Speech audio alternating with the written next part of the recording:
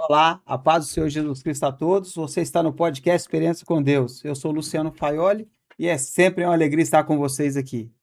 Antes de começar e apresentar o nosso convidado, quero pedir a você que siga nós nas redes sociais, já vai e se inscreve no canal e compartilhe com os amigos. Esse engajamento é muito importante para levar a palavra de Deus para todos que precisam. E hoje nós temos a alegria de receber em nosso estúdio da R27 o pastor Felipe dos Santos, pastor da Igreja Missão Evangelho do Brasil em Aracruz. Pastor que é natural do Rio de Janeiro e vai contar suas experiências com Deus, compartilhar o que Deus tem colocado no coração dele conosco. Pastor. Amém. Boa tarde para todos, a paz do Senhor para todos. Para nós é um motivo de alegria estar aqui com nosso amigo e irmão Luciano. Nós somos gratos a Deus pela oportunidade que Ele nos concede estarmos aqui através dessa ferramenta que é a internet, podcast Experiência com Deus, de compartilharmos aquilo que Deus tem feito sobre nossas vidas e através das nossas experiências edificar outras vidas também. Para nós é de suma importância fazer com que o nome de Deus, não o nosso nome, mas o nome de Deus possa ser engrandecido e glorificado sobre as nossas vidas. Para nós é importante falar, ressaltar sobre isso, que nunca foi sobre a gente, mas sempre é pela glória de Deus. Verdade, que tudo que nós falarmos aqui seja para a honra e glória do nome do Senhor Jesus. Amém. Pastor, como o senhor veio parar aqui na nossa cidade aqui? Nós agradecemos, glória a Deus pela sua presença aqui na nossa cidade. Amém.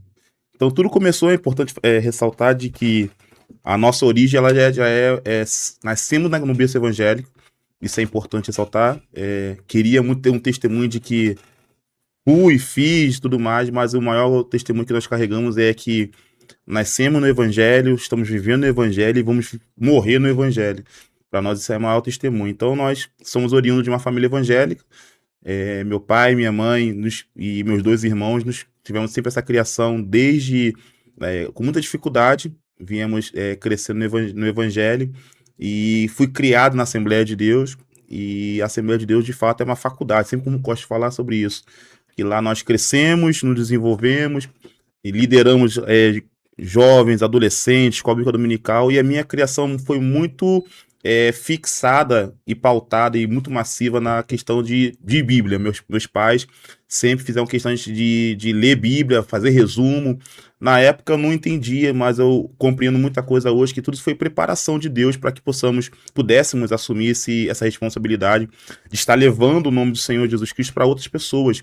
E aí, justamente nessa Assembleia de Deus, crescemos, nos desenvolvemos, e aí nós fomos transitados para a Missão Evangélica do Brasil.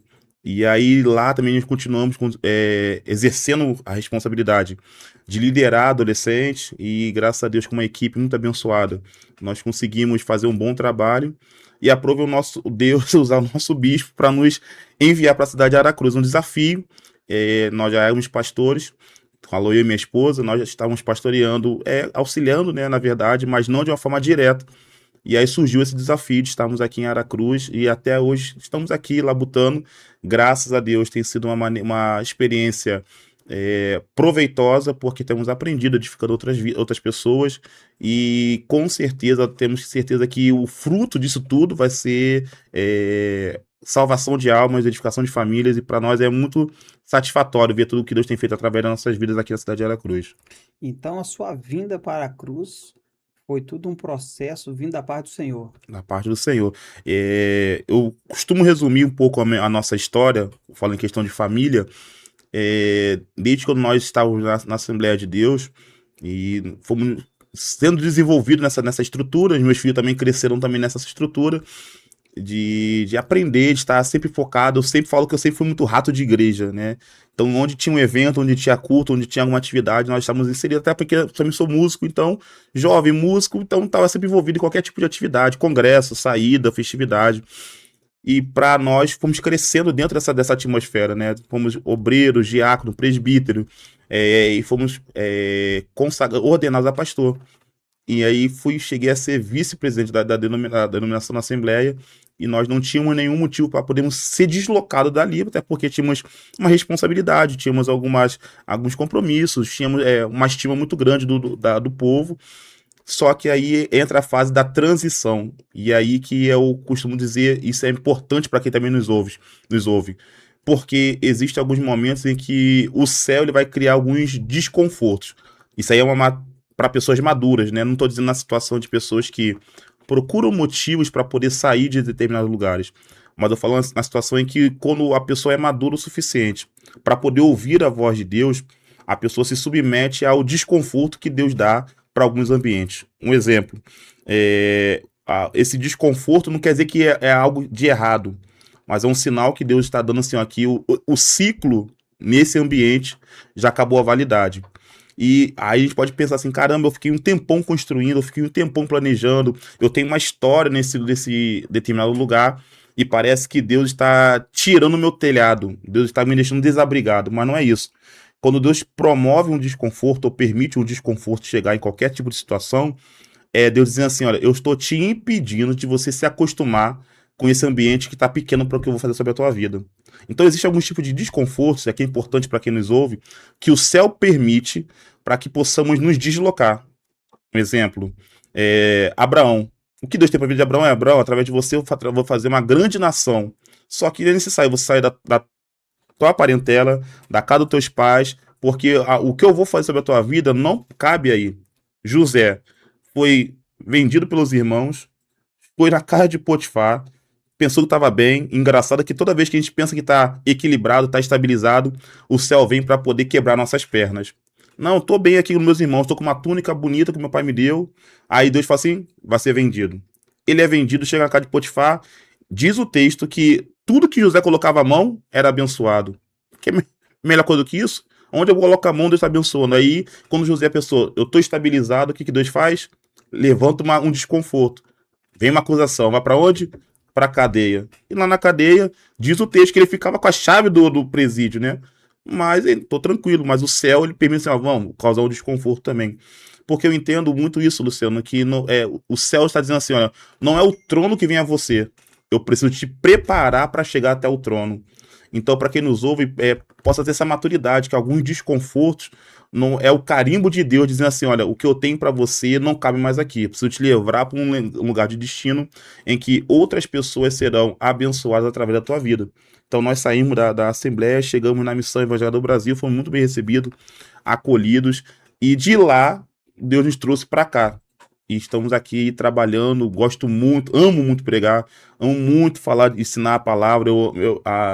A igreja até está acostumada que todo culto nós ensinamos, temos o prazer de ensinar a igreja, porque nossa missão é combater essa falta de interesse na Bíblia.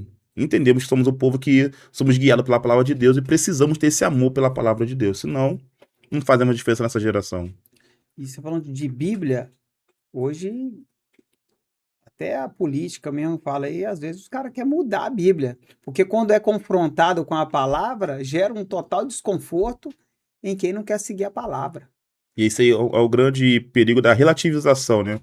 A gente vive um evangelho hoje que parece que o politicamente correto, ele impera mais do que a verdade.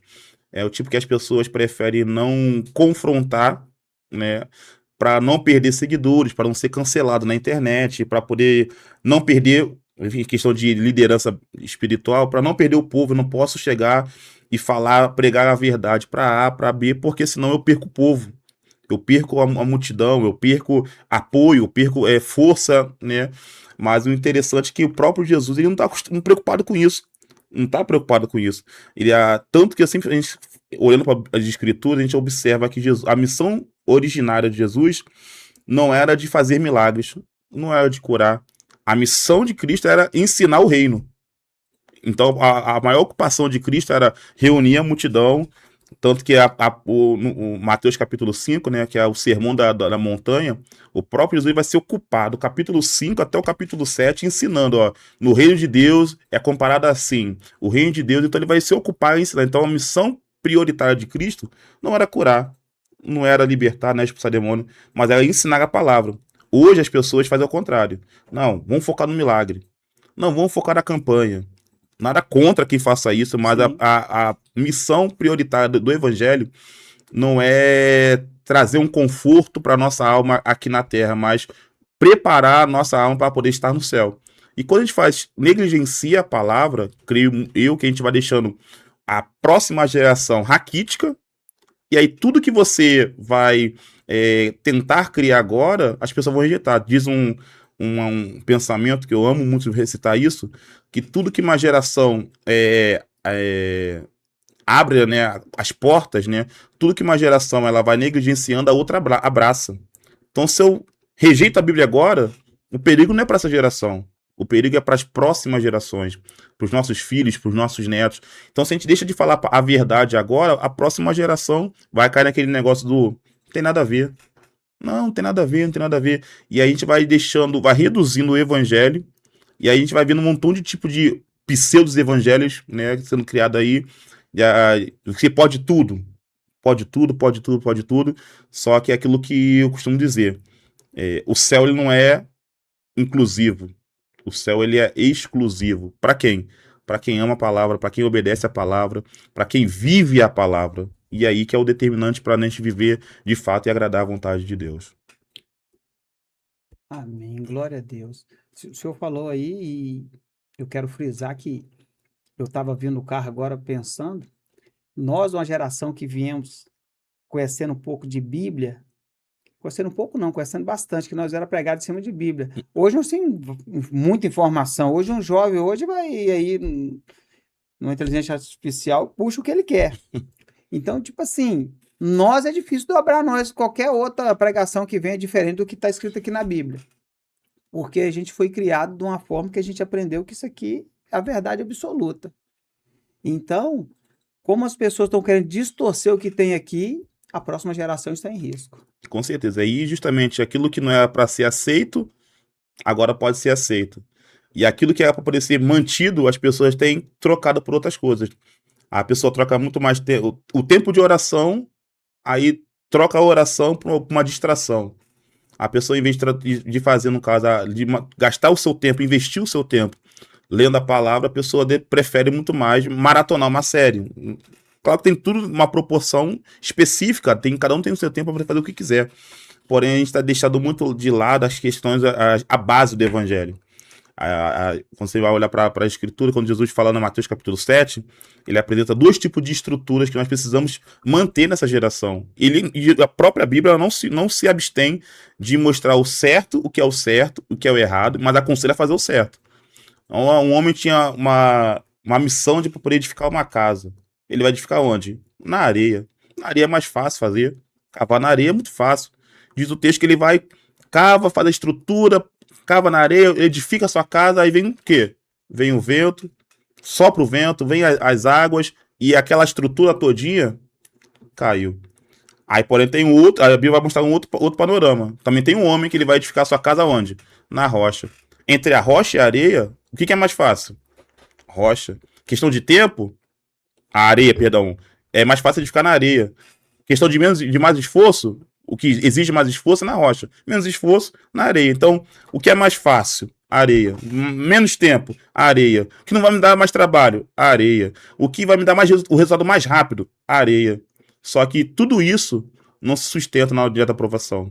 Na rocha, tem mais trabalho, tem que gastar mais tempo lendo, gastando mais tempo buscando, me renunciando, obedecendo. Porém, uma vez que essa estrutura está levantada, diz o texto que as mesmas adversidades que combateram na areia, combateram a casa que estava na rocha. Porém, a casa na rocha não caiu. Então, essa é a dinâmica do evangelho. Não importa se quanto nós somos capazes, mas o que importa é saber se nós temos disposição para poder obedecer. Vai dar tempo? Vai dar tempo. Só que uma vez edificado, a próxima geração vai entender. Não, o certo é o certo, o errado é o errado. Entendeu? E qual o caminho seguir para a gente tentar mudar um pouco a mentalidade da nova geração, que o caminho, nosso futuro, tem que ser através da palavra? Na verdade, é voltar às origens. Até a Bíblia nos ensina muito de que nós precisamos voltar às veredas antigas, porque o que acontece hoje, a informação ela é muito boa, as ferramentas, a internet, ela é muito boa, porém, mostra um lado em que a juventude do dia de hoje tem se deixado levar por causa da fama, da facilidade, porque hoje o que é mais fácil, a pessoa quer chegar no topo sem ter um esforço, e sendo que o evangelho nunca foi sobre fama. Você falou isso, o evangelho nunca foi sobre o nosso nome, o evangelho nunca foi sobre uma igreja lotada, o evangelho nunca foi sobre os bens que eu posso ter, o nome que eu posso carregar.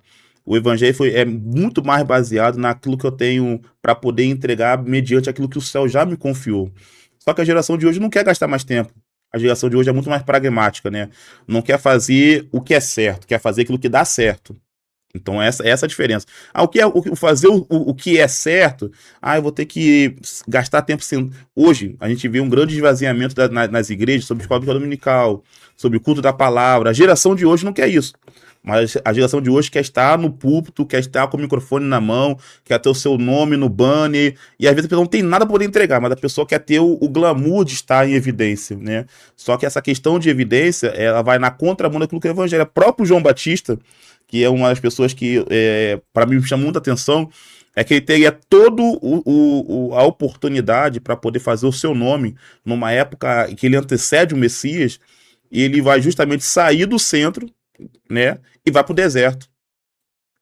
Pô, no centro tem uma estrutura, no centro tem um exemplo, tem uma igreja com ar-condicionado, no centro tem uma cadeira acolchoada, e o deserto? Areia, sol, não tem nem água direito. E aí o que ele vai fazer? Ele vai pro deserto e vai começar a fazer o quê? Pregar a mensagem. E as pessoas saíam do centro para ir pro deserto. Por quê? Por causa da estrutura? Porque lá tinha uma visibilidade? Não. As pessoas saíram do centro para ir atrás de João Batista, não por causa de João, mas por causa da mensagem que ele carregava. Então a geração de hoje precisa entender que para fazer o certo, não o que dá certo, precisa ter um amor à palavra, precisa viver a palavra. Porque a gente vê uma geração hoje, Luciano, que ela é extensa como o oceano, porém rasa como uma piscina. É uma geração que tem tudo hoje, as facilidades para você fazer, tirar uma dúvida. Você pega o celular, consulta, o que é isso? Tradução disso, original disso. Pesquisa para poder fazer um sermão. Beleza. Só que as pessoas não têm mais o prazer de dobrar o joelho, fazer uma oração, de pedir a orientação para Deus, para o que possa falar. Porque toda vez que você faz uma mensagem no cunho intelectual, ela só atinge o intelecto. Mas quando você faz uma pregação debaixo de uma orientação espiritual, essa mensagem ela toca o espírito. Então eu não abro mão disso. A mensagem pode ter o melhor orador. Mas se não tiver oração, mas a pessoa pode, em contrapartida, a pessoa pode nem ter uma oratória perfeita, falar o português errado, trocar os personagens. Mas se esse sermão foi trabalhado e preparado em oração, acabou. Tem transformação. E é verdade, porque outro dia, quando eu prego, pastor, preguei umas 2 vezes só, como diz o meu primo que veio aqui no outro podcast anterior, a pregação dele era um tiro curtinho, é igual a minha, porque eu não tenho o costume de pregar também. Só que, tipo assim, quando você vem aqui, te dá todos os bolsos nessa ferramenta aqui. Mas é que o Espírito quer falar, e eu tenho maior preocupação com isso. Eu tenho maior preocupação porque eu fico olhando. Outro dia eu fui pegar aqui, falei, pô, mas não é o certo, não é o correto. Ele vai me ajudar em algumas coisas, algumas dúvidas, sim. Esclarecer algumas dúvidas, mas tem que ser pautado através do Espírito Santo. Porque quem convence é ele, né, pastor? Exatamente. E se a gente nos julgamos ser um povo espiritual, a gente precisa usar justamente as armas espirituais. E a gente vai vivendo uma vida que a gente vai trazendo o espiritual para o natural, a gente deixa de ser igreja. A gente vira qualquer coisa, vira um clube, vira uma associação para encontrar amigos, vira um grupo para poder se reunir, para poder ouvir uma música boa, ouvir um sermão de alta ajuda, mas a gente deixa de viver uma igreja que justamente se reúne para poder adorar a Deus, para poder orar pelo próximo, para poder nos ajudarmos, nos edificarmos e sermos edificados pela palavra, que não é uma alta ajuda, mas é uma ajuda que vem do alto. Né? Então eu valorizo muito isso. E enquanto a igreja não aprender ou voltar a essa origem, né? Eu falo igreja no sentido geral, que precisamos voltar à palavra, a gente vai reduzindo o propósito de Cristo. Reduzindo, então não vai ter mais salvação, não tem mais milagre, não tem transformação, porque a gente vai reduzindo o evangelho a nosso jeito de pensar.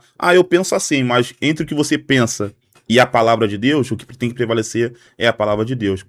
Só que a palavra de Deus é muito dura, então é mais fácil eu viver o que eu quero viver. Ok. Só que aí a pessoa, quando decide viver o que ela quer viver, divorciar da palavra de Deus, a vida dela vai virar aquele mesmo ciclo, e nada muda. E aí, justamente, a gente não tem mais pessoas que têm essas experiências com Deus. Só tem simplesmente uma história de, tá difícil, tô perdendo, tá tudo difícil, tô fraco, tô fraco, tô fraco. E as pessoas já acabam entendendo, distorcendo o evangelho. O evangelho, se você ama a palavra de Deus e vive a palavra de Deus, meu irmão, pode ter vento, pode ter dificuldade, mas a tua vida ela vai ser conduzida pela presença de Deus. Glória a Deus. E hoje a pessoa tá ali. A palavra confrontou, tem muitos que não quer, né? Falou assim, opa, eu vou para tal lugar porque lá não vai falar isso. Aí fica lá um tempo. Daqui a pouco tem alguma coisa lá que vai confrontar ele também. Falou, opa, aqui já não dá para mim mais. Então a pessoa está tentando se encaixar numa religião que vai aceitar como ela é. E, na minha opinião, o evangelho é feito de renúncia. Eu mesmo queria fazer tanta coisa, mas opa, não dá para mim mais, isso aí não. Não Não, posso. verdade. E justamente quando a gente vive uma classe de pessoas que querem fazer com que o evangelho se amolde ao seu próprio jeito, não é igreja. Até porque o próprio discurso de Cristo, Luciano, Jesus, ele é muito direto. Ele é muito direto, muito direto, muito direto. E aí abre-se assim um leque, que a gente precisa falar sobre isso, né, ainda mais como pastores, porque parece que os pastores, alguns pastores, eles, por medo de perder pessoas, eles vão flexibilizando aquilo que não é para poder flexibilizar. Então não posso tocar nesse assunto porque vai tocar no irmão, eu não posso falar isso porque eu vou perder A, vou perder B. Enquanto que Jesus, o seu discurso, depois que ele multiplica o pão e peixe, se fosse usar uma mentalidade de um influenciador, pô, Jesus tá lá no top. O camarada acabou de alimentar a multidão, operou um milagre. Ele é o cara do momento. Nas redes sociais só fala de Jesus. Jesus, Jesus, Jesus.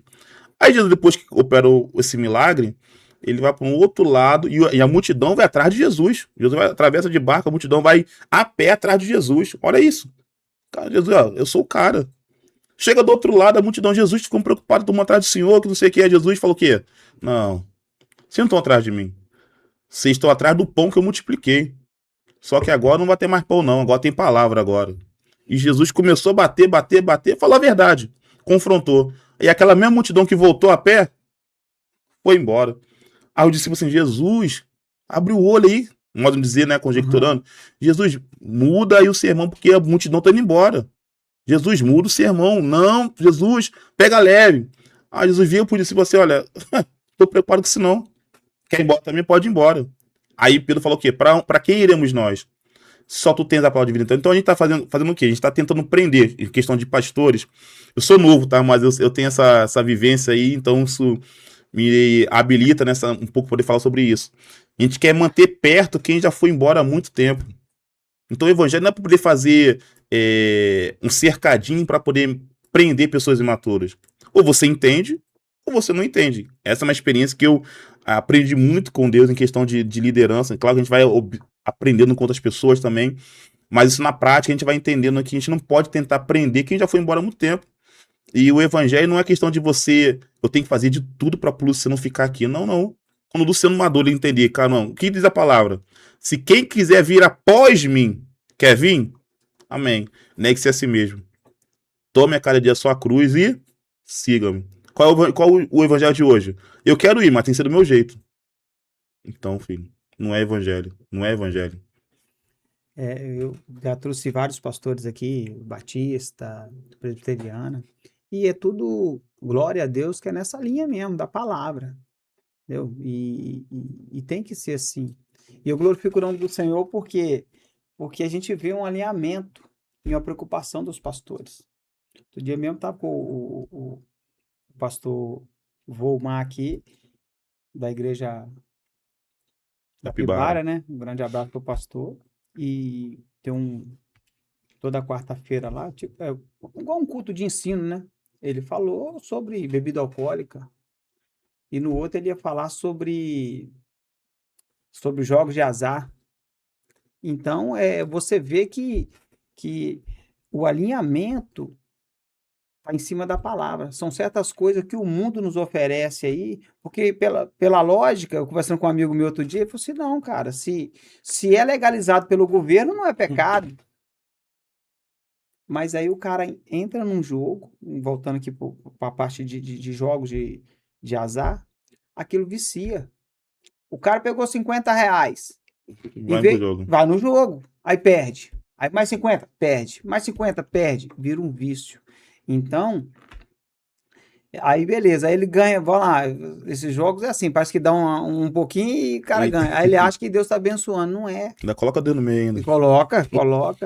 Então, coisa que tem que ser pregada, mesmo ensinada essa geração nova aí. E nem tudo que a terra aplaude, o céu aprova também. Isso é importante falar, né? Nem Verdade. tudo que é porque é legalizado é porque o céu tá aprovando também. E a gente vai entrando por um caminho que o diabo, ele, antigamente, a preocupação do diabo era fazer o quê? Eu tenho que arrancar o fulano da igreja. Tem que matar o fulano da igreja. Só que aí o diabo, ele se modernizou, né? Porque que acontece? Ele agora, a intenção era tirar a OB da igreja. Não. Agora ele faz o quê? Deixa ele na igreja, mas sem sentir mais nada. Com a mentalidade cauterizada.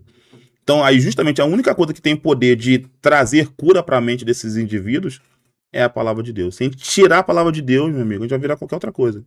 A gente vai trazer para dentro aquilo que a Bíblia não aprova e vai viver na vida. E a gente vai se enganando. Então, a gente precisa, claro que com muita sabedoria, com muita oração, com muito amor, ensinar a palavra de Deus, sem desviar, sem flexibilizar, né? Para que, de fato, a nossa missão enquanto pastor, enquanto líderes, é de conduzir o povo para o céu, mediante não um convencimento humano, nem uma lógica humana, nem psicologia, filosofia, mas pela palavra de Deus. A nossa vida ela é regida por isso, né? Se estamos aqui hoje, não é porque planejamos, fizemos uma planilha de vida, não. Estamos aqui porque o Espírito Santo, através dessa palavra, tem nos conduzido. E ponto. Isso aí que marca, Ana. Glória a Deus. O senhor prega em vários lugares. E já teve, é uma pergunta até, algum lugar que você foi pregar, que alguém falou assim, ó, pastor, pega mais leve aí, vai nesse caminho uma mensagem mais açucarada. Não, até que não, cara. A gente nunca, graças a Deus, nunca tive esse desprazer de ter ninguém para poder dar essa opinião, dar essa liberdade, não. Né? Mas já tive uma oportunidade de pregar numa igreja em que tinha uma pista de skate no meio da igreja. E aí? E aí, no meio de um culto jovem, um culto diferente, e tentando pregar. E cadê que o povo prestava atenção? Então você vê que hoje a pessoa vem fazendo um auê de verdade no evangelho e querendo trazer, de fato, aquilo que é lá de fora. Não, porque é jovem, não, porque é inovação, tem que pensar diferente, tem que fazer coisa para poder atrair o jovem. Mas, Luciano, se a palavra de Deus não tem poder de atrair, filho, então. Não, mas você pregando e a rapaziada andando de skate? Isso, não é num lugar fora, não é um lugar Sim. aberto. Era dentro da igreja. Era dentro de uma igreja e tinha uma pista de skate. Gente, que mundo nós estamos vivendo, tá vendo? Rapaz, a gente parece que a gente todo dia a gente vai descobrindo coisa nova. E aí só ladeira abaixo, mas são experiências, né, que Sim, marcam a nossa vida de uma maneira não muito positiva, mas a gente começa a entender que o mundo, as pessoas têm que ter feito força para poder inovar com essa inovação. Só que se você trouxer o fulano por inovação, quando essa inovação perder a graça, ela vai embora. Mas uma vez que esse indivíduo ele vem para a presença de Deus por causa da presença de Deus, meu amigo, pode ter qualquer tipo de proposta lá fora, ele vai ficar. E é isso que tem que marcar nossa geração. Uma juventude que é muito inteligente, uma geração que tem potencial, uma geração que tem uma voz, uma geração que tem instrumentos e ferramentas para poder potencializar a mensagem do evangelho. Ela fica reduzida simplesmente, porque é legal, não porque fulano faz, não porque essa é a moda que está indo lá fora. Só que a moda do céu é diferente. E aí, como que é a oração do Pai Nosso? Seja feita a tua vontade na terra, como que é no céu. Então o modelo não é a terra. O modelo sempre será o céu.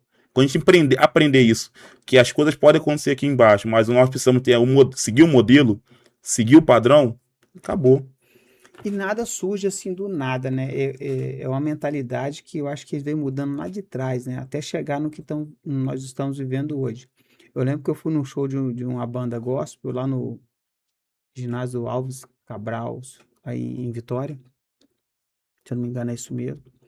Rapaz, quando eu cheguei lá, olhei assim, a galera fumando, cabelo pintado, e um monte de cor bandana. Falei, rapaz, inclusive eu era jovem ainda, né, solteiro e tal. Aí os caras começaram a pintar o cabelo, falou, pinta só um pouquinho. Aí os caras sujou de oxigenada, rapaz. Falei, rapaz, era só um pouquinho. Aí depois eu tava lá, cara, eu pensei assim, rapaz, o que que eu tô fazendo aqui?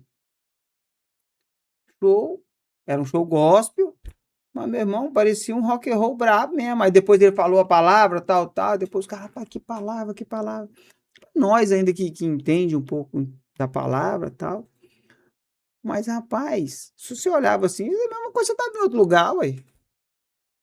Então aí eu venho na minha mente aqui agora. Então foi implantando lá de trás, até chegar no nível que nós estamos hoje aí. É claro que a gente vê aí muitas igrejas aí que prega a palavra, né? Mas a gente também tem que tomar muito cuidado, né? Que estão distorcendo a palavra de Deus, né, pastor? Eu acredito muito no que diz as escrituras, que a nossa palavra ela precisa ser temperada como sal. No que quer dizer isso? Não significa que nós precisamos mudar a mensagem, mas nós podemos mudar a abordagem.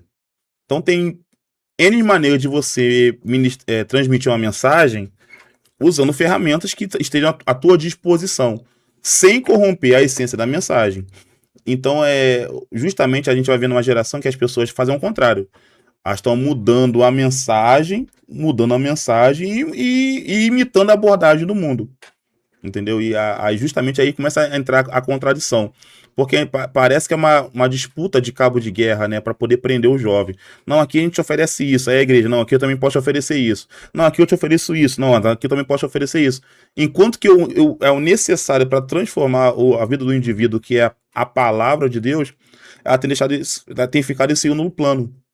Então as pessoas vêm muito mais por causa do método, por causa da estratégia, por causa da performance, né? E a palavra de Deus, não, quando sobrar um tempo, a gente coloca isso lá. Não, então, ó, a gente oferece diversão, a gente oferece isso daqui, a gente oferece aquilo ali. Tudo que tem lá no mundo, a gente oferece aqui também. E a gente bota um sabor, sabor Jesus aí na abordagem para poder fazer você virar crente. Então a pessoa, aí qual é o perigo? É que a pessoa, ela compra esse personagem. Ah, não, porque agora a moda agora é você falar que você é evangélico. Não, eu sou evangélico. Oi? Não, eu sou evangélico. Mas você vê o indivíduo fazendo isso, aquilo ali. Não, mas eu sou evangélico, mas tem duas esposas. Não, eu sou evangélico, mas faz um montão de coisa. Então você vai reduzindo o evangelho a um nível a qual não foi para isso que Jesus morreu. Não foi para isso. Pastor, e uma experiência impactante que o senhor guarda dentro do seu coração, queria compartilhar com nós hoje? Uma das maiores experiências que eu carrego é o nascimento da minha filha. Nós casamos, no caso, minha esposa casamos, e alguns meses depois, depois minha esposa primeiro perdeu o primeiro bebê, ainda com alguns meses, e aí teve outra notícia, né? A minha esposa estava grávida, minha filha, Beatriz. E aí, tudo normal, seguindo todo o trâmite para poder ter o nascimento, tudo certinho. Primeira filha, né? Do casamento, tudo mais, aquela expectativa. Só que aí, um belo dia, minha esposa ela começa a passar mal e teve que ir para o hospital e aí teve que interromper a gestação. Minha filha nasceu com 6 semanas e alguns meses. 6 semanas e alguns dias, perdão. E aí ela nasceu e eu trabalhava no hospital nessa época. E ela nasceu numa sexta-feira. A gestação, tudo mais meio complicado. Minha esposa teve a diabetes gestacional, pressão muito alta, enfim, teve que interromper esse processo. Nasce Beatriz na sexta-feira, abaixo do peso, RN já de muito risco, ainda muito faltando se desenvolver algumas partes ainda. E esse médico que fez o parto, ele falou assim: papai e mamãe, eu lembro como se fosse hoje, né? A gente no corredor, ele foi até a gente e falou assim: olha, a notícia, ela nasceu, porém, é muito grave. É uma criança tá muito debilitada, abaixo do peso, pulmão ainda se desenvolvendo ainda. Não se apegue muito, não se apegue muito, isso na sexta-feira. Não se apegue muito. Quando eu voltar na segunda-feira, que ele retornaria só na segunda-feira, muito provavelmente ela não vai estar aqui. Minha esposa cai no chão, gente já desesperada, porque uma notícia como essa tira o nosso chão de verdade. Nossa primeira filha, né? E aí, eu já na igreja, era líder de louvor, e como que você sobe no púlpito agora pra poder falar assim, e aí, Deus faz, Deus cura, e aí sai daquele do hospital chorando, minha esposa ficou todos os dias lá, ela anda operada, né, com os pontos, ela ficava em pé, e lá no CTI, onde pediátrico, eram 9 leitos, era minha filha e tinha mais uma outra criança que era de evangélico. Mas desses 9 leitos, 7, né? Infelizmente, faleceram. Mas a minha filha ficou. Quando chegou na segunda-feira, o médico, era pra ter morrido, né? Mas ficou. Foi ficando, foi ficando, foi ficando, foi ficando. E minha filha é muito guerreira, né? Muito guerreira, muita vontade de viver. E todos os dias minha esposa ficava lá de manhã, de 7 da manhã até as 10 da noite em pé, do lado. E várias vezes minha filha tirava a sonda, puxava a sonda, pequenininha, pequenininha. E passando o tempo, passando o tempo, passando o tempo, ganhou peso, vai pro outro setor, lá em cima. E o médico não acreditando. Mas resumindo a história, minha filha, ela nasceu dia 14 de março. No dia 23 de abril, ela teve alta. E o médico ficou assustado porque, pela experiência que ele tem, né, ele acreditava que aquele caso ali seria como fosse de outros, de crianças que não sobreviveriam, porque é uma gestação de risco, foi um parto de risco, uma criança também que nasceu muito debilitada, com os órgãos ainda em formação, mas desde o primeiro dia que nós saímos daquele hospital com essa notícia, eu voltei para a nossa igreja e apresentamos a Deus, justamente igual Ezequias pega aquela carta e, Senhor, essa causa não é minha, não tem força, não tem condições, mas se o Senhor fez chegar às nossas mãos, o Senhor tem o poder de realizar o milagre. E teve toda uma comoção, uma corrente de oração, várias pessoas orando pela a alta da Beatriz, pela cura da Beatriz. Então, muitas pessoas ali no nosso bairro, ali no Rio de Janeiro, outras pessoas também de fora, também começaram a orar, todo pedido de oração, subindo um monte, pessoas colocavam o nome dela em oração. E para honra e glória do Senhor, ela saiu e nós tivemos o prazer de fazer aquele culto de ação de graça, mas nesse período, falar que foi fácil, não foi fácil, porque todos os dias, a minha esposa não podia ficar lá com a minha filha. Então ela chegava às 7 horas da manhã, ficava em pé, de 7 da manhã até as 10 da noite em pé, voltava para casa. Aí no outro dia seguinte estava lá de novo, 40 e poucos dias. E no dia que ela teve alta, né, falei assim, teve alta, vou pegar o carro, vamos voltar de carro para casa de carro. E minha esposa, ela muito consciente, ela falou assim, não, não, não, não. Porque por esse mesmo caminho que eu passei durante quase 40 dias, ao Salmo 126, tanto que eu falo que minha filha, ela é o nosso Salmo 126. A esposa falou assim, por esse mesmo caminho que eu passei 40 dias andando e voltando sem ela. Agora eu faço questão de voltar a pé com ela, né? Trazendo, na verdade, o Salmo 126, versículo 6, né? Que aquele que leva a preciosa semente andando e chorando voltará sem dúvida com alegria, trazendo consigo os seus moles. Então, pro mesmo caminho que ela passou 40 dias indo chorando e voltando chorando, ela teve naquele grande dia o prazer de ir chorando, de alegria, e voltar com a criança pelo mesmo caminho agora com alegria. Então, uma das experiências que mais marcaram nossas vidas, né, falando em questão de família e experiência com Deus, é justamente não de falar de um Deus que cura, mas é de falar de um Deus que permite a doença chegar e também permite a cura também chegar. Porque é muito fácil falar assim, não, Deus provê. Mas tu já passou por alguma coisa disso? Não. Eu falo porque eu conheço, porque eu já ouvi, ele já fez na vida do Luciano. Só que agora, quando uma propriedade bem maior é gerada, quando você fala assim, não, Deus cura. Por quê? Na minha vida eu passei por isso e ele manifestou a mão dele na minha vida. Então, uma das experiências que eu mais levo marcante para nossa história. Rapaz, não é fácil não, hein? Não é mesmo? Olha, então o médico deu sentença de morte, mas Deus tinha vida. Exatamente. Muito forte isso aí, porque mexe com a nossa estrutura, né? A gente que é pai, nós somos pai, a gente prefere muito mais que uma notícia começa nos atinja, né? Ah, tá mal aí, tem... Agora você vê um ser pequenininho, de fato, cabendo na palma da nossa mão, e aí vê hoje ela aí muito desenvolvida, vai fazer 14 anos essa semana agora e tá aí. Muito inteligente, adora a Deus, ama estar na casa de Deus, é abençoada. E nasce também o outro, né? Depois, o bonitão nasceu também, o Arthur Felipe, também prematuro Aí ele também. gostou, e bonitão. Prematuro também, mas graças a Deus também não foi uma questão de risco, não foi uma gravidez de risco.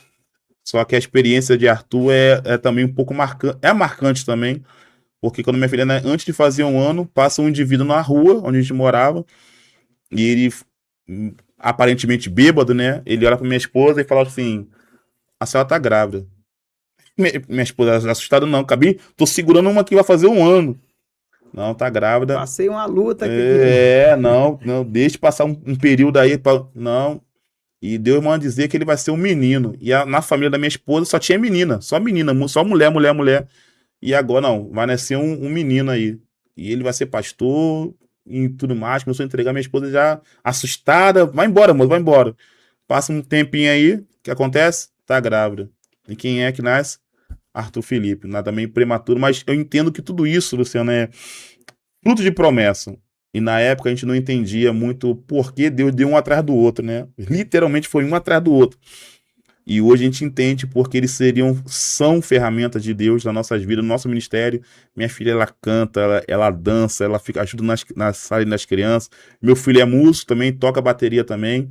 Então a gente entende que lá atrás a gente não entendia o propósito de Deus, mas hoje, como experiência, a gente entende que foi necessário passar por esse processo para que o nosso ministério e a vontade de Deus em nossas vidas e através das nossas vidas e apesar das nossas vidas pudesse ser engrandecido e glorificado. Glória a Deus. Arthur tá aí com nós assistindo aqui ao vivo, aqui com nós aí, ó. Bênção, glória a Deus. Agora vamos falar dos nossos apoiadores. Nós temos a Brasa Viva que tem nos abençoado e a gente está com um sorteio aí bacana. Nós vamos estar sorteando 2 Bíblias. A agência R27, em parceria com a Brasa Viva e o Experiência com Deus Podcast, vamos fazer o sorteio de 2 Bíblias. Essa da capa rosa e essa da capa azul. É a Bíblia do pregador fiel e da pregadora fiel. Para você concorrer, é muito fácil.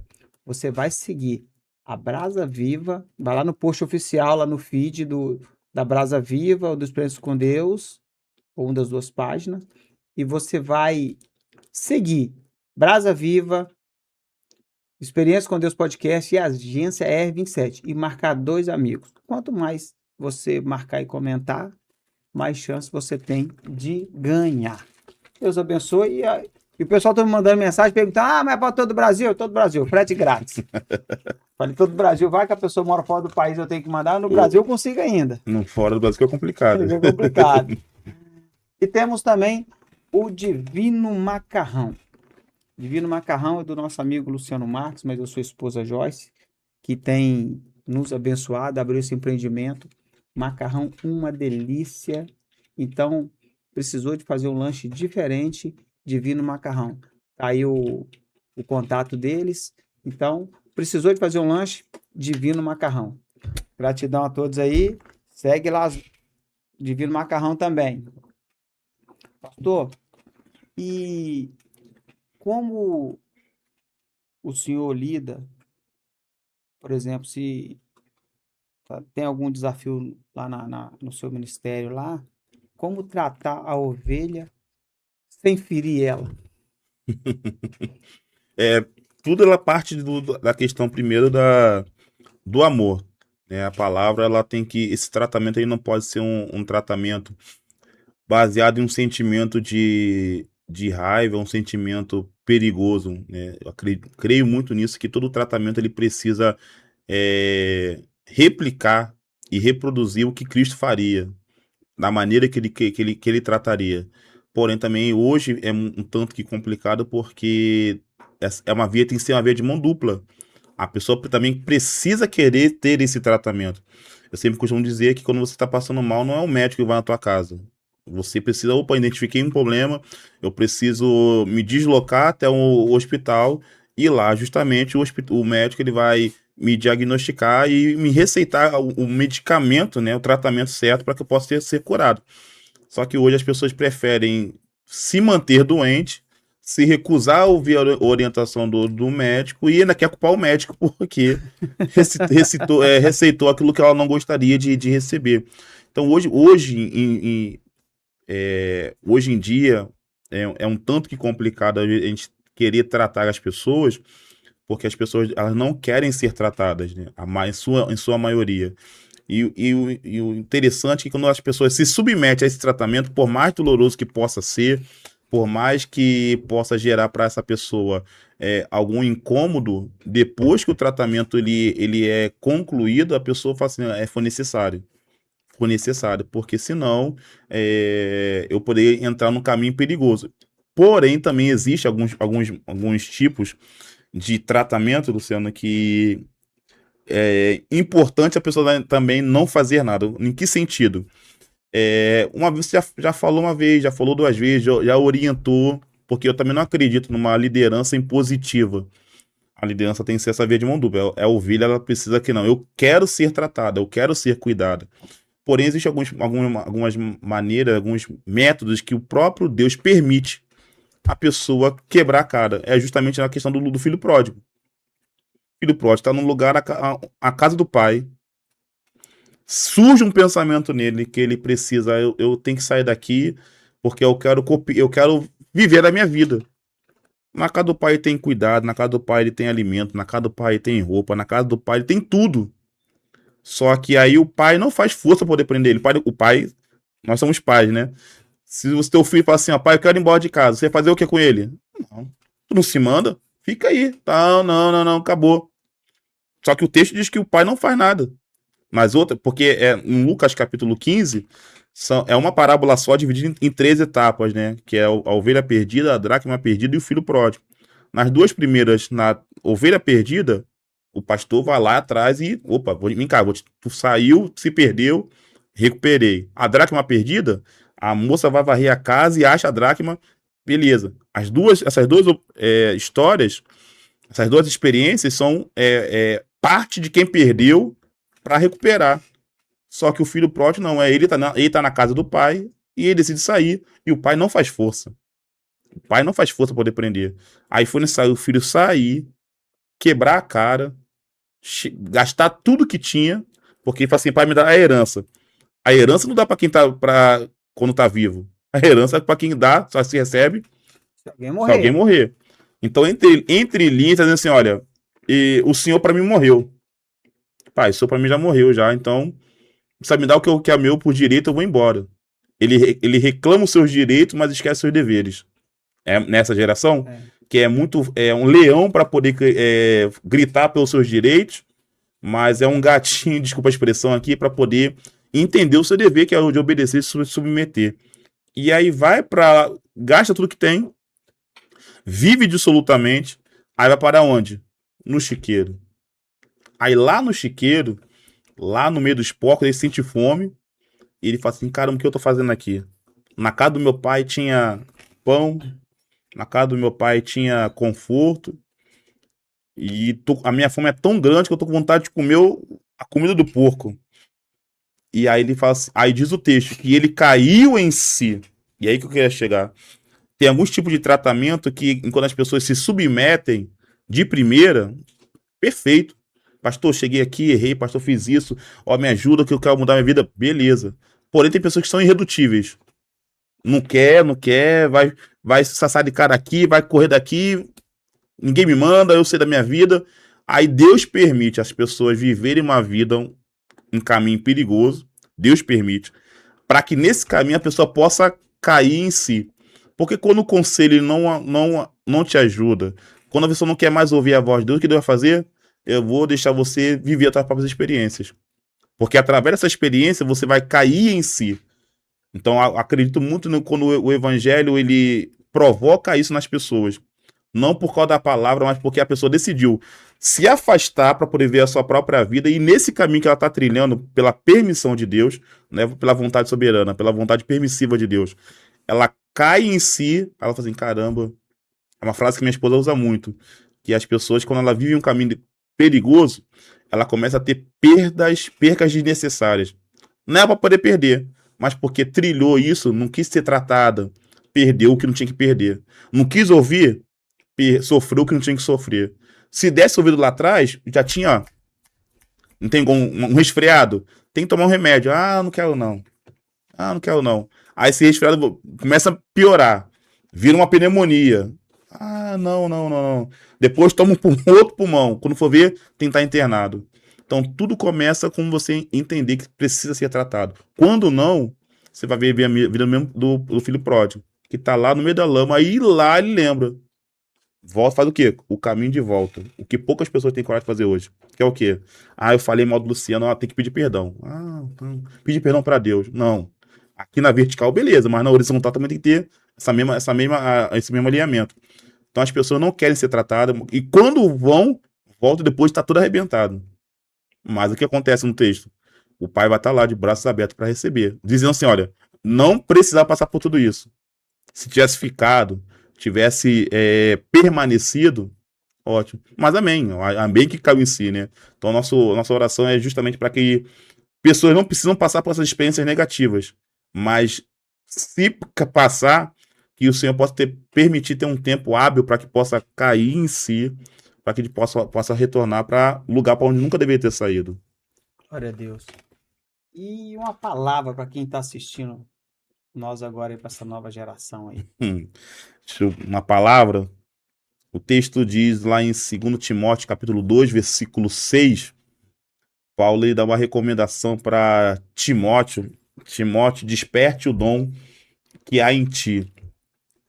Esse despertar o dom não quer dizer que o chamado foi apagado.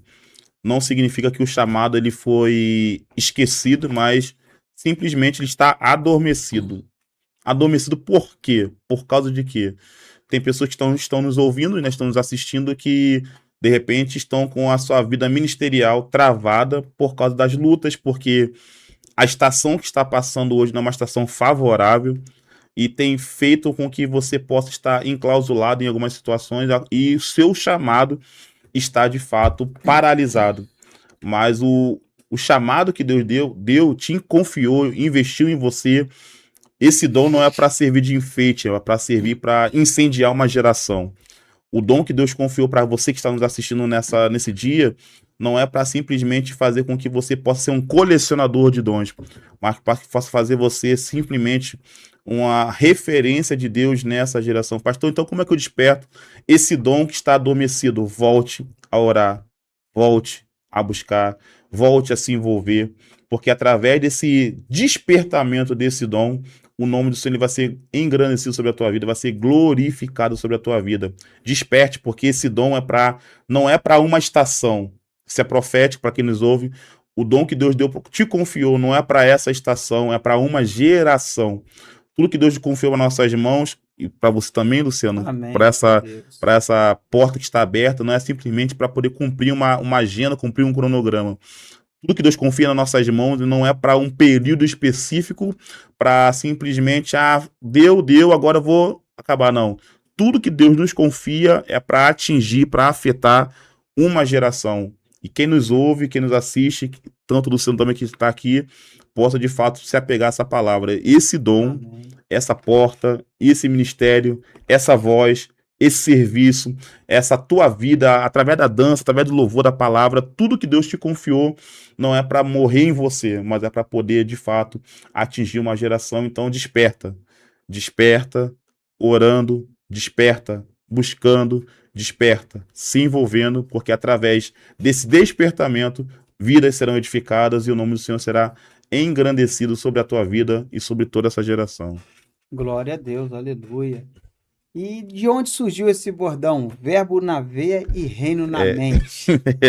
Essa aí, de fato, é a nossa marca registrada. E como eu sempre falo isso, eu amo Bíblia. Se deixa para lá, pode conversar, a gente vai conversar sobre Bíblia 2, 3 dias direto, porque eu acredito que é isso que nos move. Então, uma dessas leituras, eu comecei a entender justamente sobre isso, que a nossa vida precisa ser conduzida pelo verbo.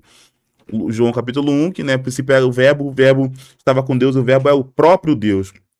E dessa leitura, preparando um sermão, eu falei, gente, é interessante, nós precisamos só falar sobre o verbo. O verbo é Cristo. Então, quanto mais nós falarmos do verbo, mais ele vai ser conhecido e reconhecido. Mas eu só posso falar aquilo que está dentro de mim. Eu só posso transmitir aquilo que já está dentro de mim. Então, eu falo assim, então eu preciso mais colocar mais verbo para dentro. Então é verbo na veia. Opa, gostei, legal, tudo mais. Então é verbo na veia e o reino na mente, porque essa de fato, a nossa missão aqui na Terra. Não é falar sobre o Felipe, não é falar sobre o Luciano, não é só falar uma estrutura ou falar sobre uma placa denominacional. A nossa missão aqui é justamente pregar Cristo. Quando se falar sobre no nome de Cristo, meu amigo, tudo acontece. O demônio é expulso, a porta tá fechada, ela vai ser aberta, a doença vai ter que bater em retirada. Não é no meu nome, não é no meu currículo, nem nos meus contatos, mas é no poder do verbo. Então, lendo, pensando, e verbo na veia. Se tiver correndo na nossa veia, então a gente vai andar no verbo, vai falar do verbo, e quanto mais eu falo sobre Cristo, que é o verbo vivo que se fez carne, eu consigo ter a mentalidade do reino. Então é verbo na veia, reino na mente. Diariamente eu coloco sempre nas minhas redes sociais uma reflexão, uma palavra, isso é importante também, para quem gosta de pregar, para quem tem essa vivência com palavra, que faça devocionais, né? Devocional é justamente o lubrificante do carro. O carro não anda sem óleo. Se você andar sem óleo, filho, vai bater o motor, vai te dar prejuízo. Então, para quem tem a vida espiritual, é necessário ter um devocional com Deus. Parar um pouquinho, silenciar as vozes, parar e ouvir. E eu gosto muito de ler um texto, de estar refletindo num texto de oração e solta uma reflexão ali e sempre finalizo isso aí. É verbo na veia e rei na mente. E essa é a marca registrada. Tem que patentear essa marca aí, em nome de Jesus, senão vai dar ruim. Pastor, chegamos ao final do nosso episódio. Rapaz, 1 hora passa muito rápido, né? Já foi 1 hora já? Meu 1 hora, Deus do olha lá, céu. 58 já. Jesus, nem viu vai passar. Mas falando de Jesus é coisa muito boa. Eu ficava aqui a tarde toda, a noite toda e assim vai. Mas eu queria agradecer o senhor por ter aceitado nosso convite aí. E para nós é um motivo de honra, alegria. E que o senhor continue te abençoando aí, o seu ministério. Amém. E eu agradeço a Deus, porque eu ganhei mais um amigo e o senhor tem me apresentado várias pessoas e é de Deus. Amém. Amém. Só quero só agradecer também pela oportunidade de ter nos convidado também, ter feito essa ponte, né? E eu creio que o nome do Senhor vai ser glorificado. Isso aqui é só o começo, para que Deus possa também abrir a porta para que outras pessoas também possam Amém. contar a experiência. Eu sempre falo também que toda vez que uma experiência é contada, o ambiente fica preparado para que outras experiências possam ser contadas também. E para quem está nos assistindo também possa, de fato, receber essa palavra profética, que hoje é o pastor Felipe que está aqui contando uma experiência, mas que amanhã ou depois possa ser você tendo a oportunidade de contar a sua experiência, e a partir dessa experiência, que o Senhor possa fazer na sua vida em nome de Jesus. Quero agradecer também, né, pela vida do Luciano, que Deus possa te abençoar. Amém. Agradecer pela vida da minha esposa, né, se eu não falar o nome dela, dá ruim depois, né? Missionária Tayane, minha filha Beatriz, tá aqui o Arthur, toda a igreja, a Missão Evangélica do Brasil, Amém. a nossa sede também lá no Rio de Janeiro, nosso bispo Davi Alberto, que é o presidente, minha mãe, meu pai, Ed Wilson, Cláudio. Então falta a pessoa pra gente agradecer, mas eu sou grato a Deus, porque tudo isso contribuiu para que possamos estar aqui hoje. Se hoje nós estamos aqui, somos uma voz e utilizando essa porta aqui aberta, é porque não foi pelo Felipe, é a mão do Senhor. Eu sou prova viva de que a mão do Senhor nos coloca em lugares que nós não planejamos, mas que o nome dele já vai ser glorificado através dessa nossa atitude e através dessa porta que está aberta, em nome de Jesus. Amém. E você que ficou até o final nos assistindo, que Deus abençoe sua vida grandemente e que tudo seja para a honra e glória do nome do Senhor. E um recadinho para você aí que ainda não aceitou a Cristo ou deu aquela fugidinha, volte para Jesus, que ele muda história e muda destino. Tchau, tchau. Sexta-feira tem mais. Amém. Paz.